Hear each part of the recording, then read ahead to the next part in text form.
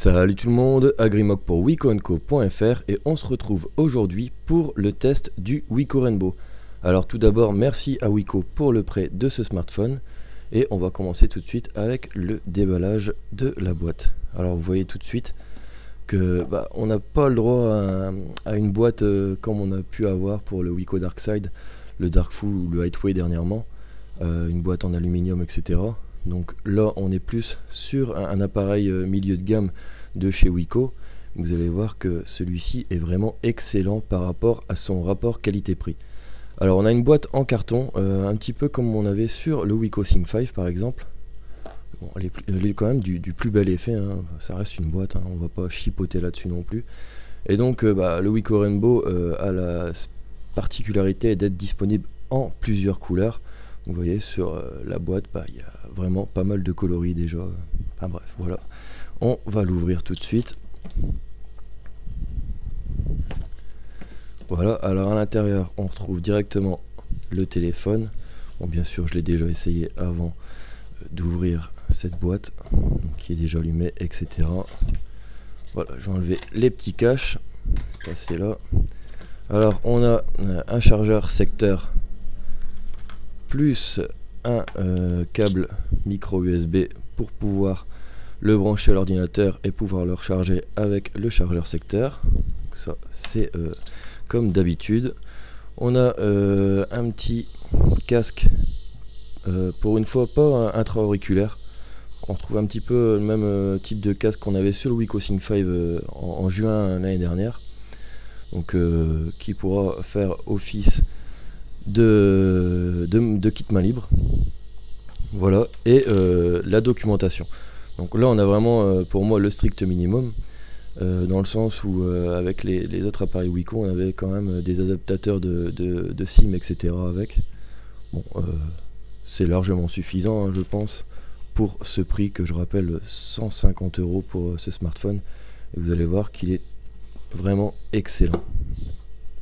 Alors je vais tout de suite l'enlever de son petit plastique. Alors au niveau du design de celui-ci, eh bien vous voyez qu'il est vraiment de toute beauté, hein. Franchement c'est vraiment un smartphone pour moi vraiment très joli. La couleur, la turquoise, est excellente aussi. Donc il est disponible en plein de coloris. Je vous laisse regarder sur les différents sites où ce smartphone est vendu pour que vous puissiez vous rendre compte des différents coloris disponibles. Je les ai pas en tête là personnellement, donc je vais pas dire de bêtises. Et donc on retrouve au-dessus le port micro USB ainsi que le port jack 3.5. À l'arrière on a une caméra en 8 mégapixels ainsi qu'un flash LED, le logo Wico, le haut-parleur sur le bas du smartphone. En face on a un haut-parleur en haut pour l'écoute téléphonique, ainsi qu'une caméra frontale de 4 mégapixels avec un capteur de proximité et un capteur de luminosité qu'on ne voit pas comme d'habitude. Les 3 touches sensitives sur le bas de l'écran. Sur la tranche droite on a les touches de volume qui ont l'air vraiment de bonne qualité, hein, contrairement à ce qu'on a pu avoir sur certains modèles comme le Wico Sync Slim ou autres, qui ballottait un petit peu finalement quand on touchait aux touches de volume. Là c'est vraiment très bien. Pareil pour la touche power, il n'y a pas de souci pour ces touches, aucun problème. Et en dessous on a juste le microphone pour l'appel. Donc là sur la face du dessous on a vraiment quasiment rien, quoi. Voilà, on va tout de suite allumer le smartphone. Alors, je remets mes notes, voilà, sinon je les voyais plus, il y avait la boîte du Wico dessus. Et donc on a fait le design, donc je vais vous montrer un petit peu la surcouche constructeur de Wico. Bon là on a encore une fois le strict minimum, c'est vraiment de l'Android pur, quoi, quasiment, hein. On n'a quasiment rien de rajouté par Wico. On a le lanceur d'application qui est vraiment celui des ROM stock d'Android. Contrairement au Wico Highway où on avait des petites choses en plus pour le launcher, genre des effets de transition etc. Là on ne les retrouve pas. Donc on a juste une gestion des écrans d'accueil. Donc à la limite, j'ai envie de dire, pour ceux qui aiment l'Android pur, là vous allez être servi, c'est vraiment quasiment stock quoi. Dans les paramètres, pareil, hein, on a vraiment de l'Android pur aussi. Il n'y a rien vraiment d'ajouté par Wico à part le Smart Gesture, une petite fonction que moi je suis pas très fan. C'est des petites fonctions qui fonctionnent avec le capteur de luminosité, de proximité. Vous passez votre main par exemple devant et l'écran se coupe, etc. Bon, c'est assez foireux, hein, je vous le dis. Sur tous les smartphones que j'ai essayé, c'est jamais exceptionnel. Donc je vais outrepasser ce petit gadget. On va tout de suite se rendre dans à propos du téléphone et on voit bien qu'on a une version Android 4.2.2. Alors dernièrement, aux dernières nouvelles, on espère avoir une mise à jour 4.4 pour la quasi-totalité du parc machine Wico, à part les plus anciens sous les processeurs MT6577. Donc là on est sur un MT6582. Donc logiquement, dans les mois à venir, on aura une version 4.4. À prendre avec des pincettes bien sûr, mais je suis vraiment confiant. Alors ensuite, on va tout de suite passer au benchmark. Alors je vais faire le petit test en toutou, je l'ai déjà fait. Donc, on obtient un score de 16 976. Donc un score qui est équivalent au Wico Dark Moon. Pourquoi? Parce que celui-ci équipe le même processeur, le MT6582. Donc un très bon processeur qui s'est révélé être plutôt performant sur le Wico Dark Moon. Donc vous n'aurez aucun souci pour jouer, etc. avec ce smartphone, pour la quasi-totalité des applications disponibles sur le Play Store, ça va fonctionner dessus. Ensuite, qu'est-ce qu'on a dans ce Wico Dark Moon? Donc on a bien le MT6582, on a le GPU Mali 400MP comme sur le Wico Dark Moon. On a la caméra de 8,3 mégapixels, donc tout à l'heure j'étais 8 mais c'est 8,3. On a 1 gigaoctet de RAM, donc c'est un processeur quad-core en 1,3 GHz, donc légèrement plus puissant que le 5. Hein. Le 5 atteint un score en tout de 13 000 points environ. Pareil pour le Darkside et pour le Highway qui est quand même une gamme bien au-dessus, hein, et puis un prix bien au-dessus aussi. On atteignait un score entre 30 et 31 000 quoi. Donc là on est sur du 17 000 pour 150 €, c'est vraiment excellent quoi. Là il n'y a rien à dire. Ah, et puis tout à l'heure je disais 4 mégapixels en caméra frontale, mais j'ai dit une bêtise, c'est 1,9 mégapixels. Voilà. Donc c'est tout pour AnTuTu. Voilà, on va faire un petit test d'Epic Citadel, donc pour tester un petit peu le taux d'image par seconde que peut délivrer cet appareil.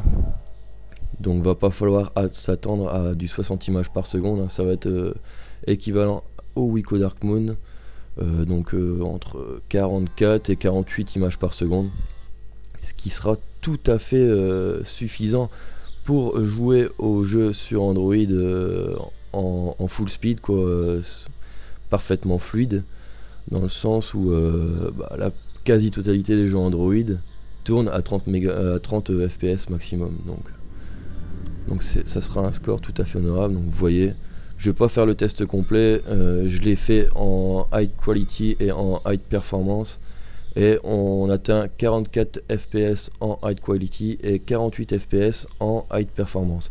Je mettrai des screenshots dans le test écrit que je ferai très prochainement sur le forum. Donc voilà pour Epic Citadel. Vous avez vu que la qualité d'image est plutôt pas mal. Donc on va aller faire un petit tour du screen test, donc les couleurs. Et au niveau des couleurs, c'est assez sympa aussi, hein. On a quelque chose qui a un très bon rendu, pas aussi bon que le Wico Highway qui lui était irréprochable à ce niveau, mais on a vraiment des couleurs assez sympathiques. Le noir est un peu moins profond, vous voyez, il y a un petit voile blanc, léger voile blanc, mais sinon au niveau du reste, le blanc est bien blanc, le rouge, etc. Le gris aussi est très bien retranscrit par cet écran, donc encore un bon point pour ce smartphone. Ensuite, je vais activer le Wi-Fi pour faire un petit test de navigation internet. Ah non, d'abord, j'ai multitouche tester, pardon. Bon, on aura allumé le Wi-Fi pour la suite. Donc c'est un écran à 5 points. Donc il est capable de détecter 5 doigts. le sixième n'est pas détecté, contrairement au Wiko Highway par exemple qui est capable de détecter 10 doigts.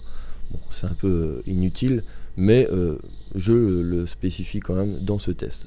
Aucun problème d'auto-alignement pour jouer, etc. Vous n'aurez aucun souci. Le multitouche est très bien géré. Voilà. Ensuite, au niveau de la navigation internet, donc je vais faire un petit test de débit avec speedtest.net, l'application. Alors, un test de débit en Wi-Fi, car pour ceux qui me regardent régulièrement, vous savez que j'ai pas du tout de 3G à la maison. Chez moi, ouais, c'est un peu naze. Mais j'en ai fait au préalable sur ma zone de travail et je vous montrerai directement après dans les résultats le score que j'atteins en 3G. Donc là, vous voyez, en Wi-Fi, j'atteins 23 mégabits par seconde en débit de download et en débit d'upload 16 mégas. Donc, ce qui est vraiment un score exceptionnel. Ça dépend complètement de votre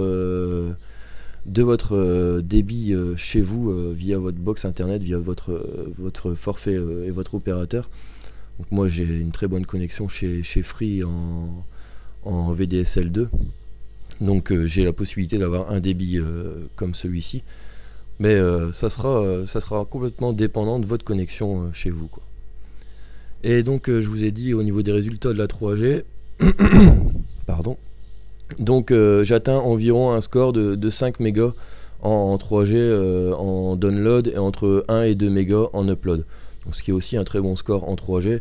Comme je le disais dans le test du Wiko Highway, j'ai l'impression que depuis que la 4G est arrivée, on a des scores un petit peu en dessous au niveau de la 3G sur n'importe quel smartphone.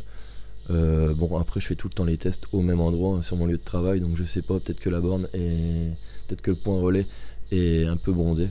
Enfin bref, ça pareil comme le Wi-Fi, ça dépendra vraiment de l'endroit où vous vous trouvez, de la connexion, etc. et de votre forfait opérateur. Donc pour la connectivité, c'est pas mal du tout. On va faire un petit test de Chrome, de navigation internet. Je vais aller sur, comme d'hab, sur jeuxvideo.com qui est un site particulièrement gourmand. Voilà. Et donc vous voyez, c'est parfaitement fluide, il n'y a aucun souci. Pareil pour le pinch to zoom. Voilà. C'est vraiment pas mal. Je vais ouvrir une page. Hop. Au pif. Vous voyez, c'est quasiment instantané grâce à ma connexion et grâce aux performances de ce smartphone. Donc voilà, pour 150 €, on a vraiment quelque chose de pas mal du tout, hein. Pour l'instant, on est sur du tout bon, hein, finalement. Ensuite, au niveau du multimédia, alors je vais vous mettre une petite vidéo. Alors, où est-ce que j'ai stocké ça? Voilà, vidéo, hop. Alors on va faire recommencer.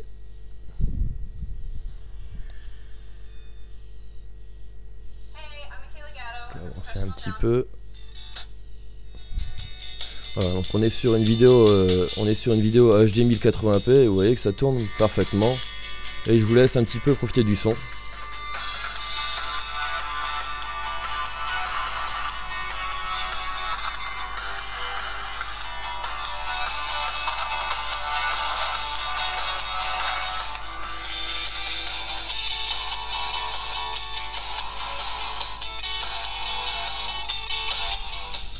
Donc voilà, au niveau sonore, on est sur quelque chose de pas mal du tout, et au niveau de la qualité d'image, le processeur décode parfaitement le 1080p, il n'y a pas de souci. On est sur quelque chose de très bien, même pour regarder des films, etc. Il n'y aura pas de problème. Alors ensuite, au niveau de l'appareil photo, écoutez, je vais l'essayer tout de suite avec une prise de vue du Wiko Darkside par exemple. Voilà, alors c'est un peu compliqué là devant la caméra. Hop. Alors on va se retrouver tout de suite sur la prise de vue. Et bon, c'est pas mal du tout, hein. Vous voyez, on voit même le petit poil là, qui est resté sur mon Wiko Darkside. Au niveau de la photo, bon, c'est du 8,3 mégapixels, mais qui fonctionne plutôt pas mal. Alors je sais pas si je peux vous montrer. J'ai pris des petites photos au préalable. Vous voyez, c'est plutôt sympa. Donc je vous ai intercalé par contre une vidéo, des vidéos prises en extérieur et en intérieur dans la vidéo, comme je fais d'habitude. Donc on se retrouve tout de suite après ce petit court instant de vidéo.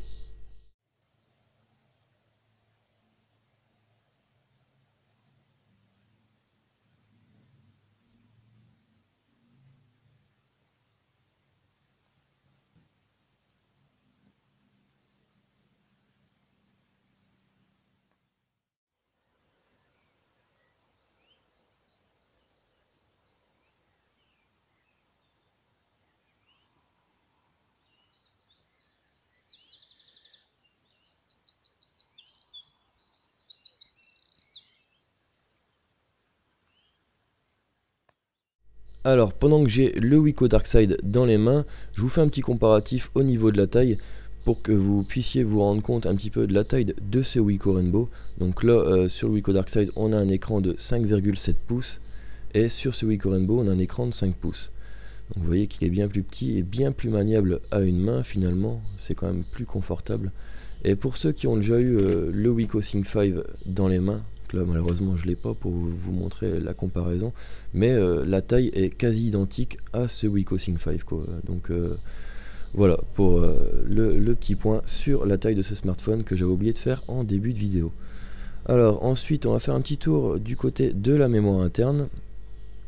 Donc là je suis dans les paramètres de stockage du téléphone et petite particularité, vous voyez, d'habitude sur les Wiko on a même quand on met une carte SD dans le smartphone, on a toujours la mémoire interne qui est affichée en premier lieu et ensuite la carte SD. Et là c'est à l'envers, et dans le stockage téléphone on n'a pas réellement de comment je veux dire ça, de détails sur les différentes installations sur celle-ci.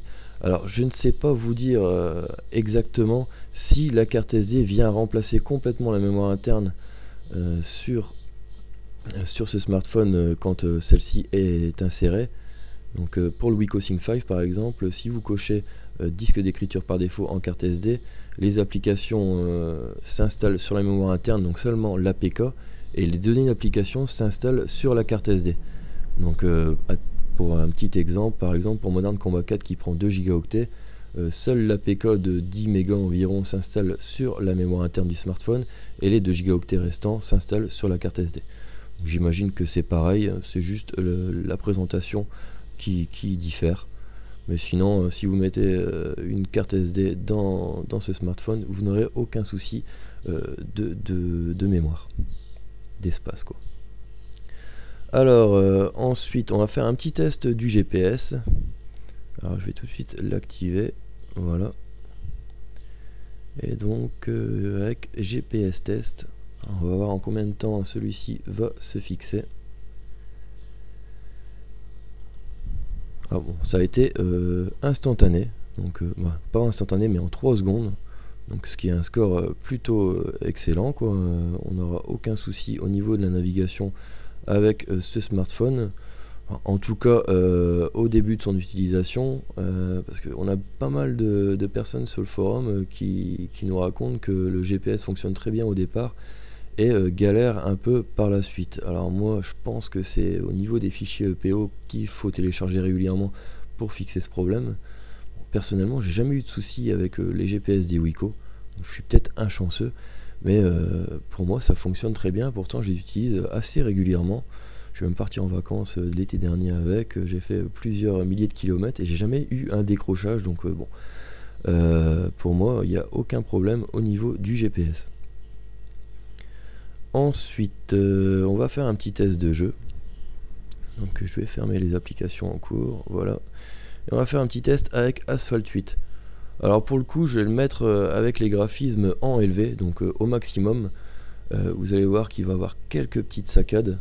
Bon, c'est normal, hein, on n'a pas un processeur de dingue non plus, hein, on a un processeur quad-core 1,3 GHz. Donc pour vérifier, je vais dans les sons et affichages et vous voyez bien que c'est en élevé. Et je vais faire jouer, je vais faire bon, la première course comme j'ai rien débloqué de plus. Voilà.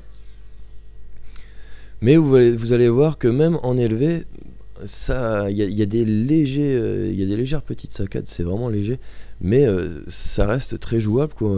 Donc ce petit smartphone, on a quand même dans le bid, hein, pour 150 €, on arrive à faire tourner Asphalt 8 quasiment de façon fluide, vous voyez, en mode élevé. Donc en mode moyen, c'est parfaitement fluide, hein, j'ai essayé. Mais bon, histoire de tester vraiment la bête, je l'ai mis en mode élevé pour cette vidéo, pour que vous voyez un petit peu ce qu'il a dans le bid. Et vous voyez que ça tourne plutôt pas mal, hein, pour un petit smartphone à 150 €, il se débrouille vraiment bien, quoi. On a vraiment la même performance qu'un Wiko Dark Moon, hein, finalement, mais à 150 € avec un écran de 5 pouces. Bon, on n'a pas l'écran, je sais plus d'ailleurs s'il y avait un écran Gorilla sur le Dark Moon. Pourtant je l'ai testé, honte à moi. Je ne sais plus vous dire, je crois que oui. Enfin bref, on n'a pas la petite coque en aluminium au dos, mais par contre celle-ci est capable de se retirer. Je vais vous montrer après, quand je vais vous parler de l'autonomie. Donc voilà pour le test de Asphalt 8, vous voyez que ça tourne plutôt pas mal. Et donc je vais vous parler un petit peu de l'autonomie. Alors je vais vous montrer que sur ce smartphone, contrairement à beaucoup de Wiko qui sont sortis récemment, on peut ouvrir l'arrière. Alors si j'y arrive.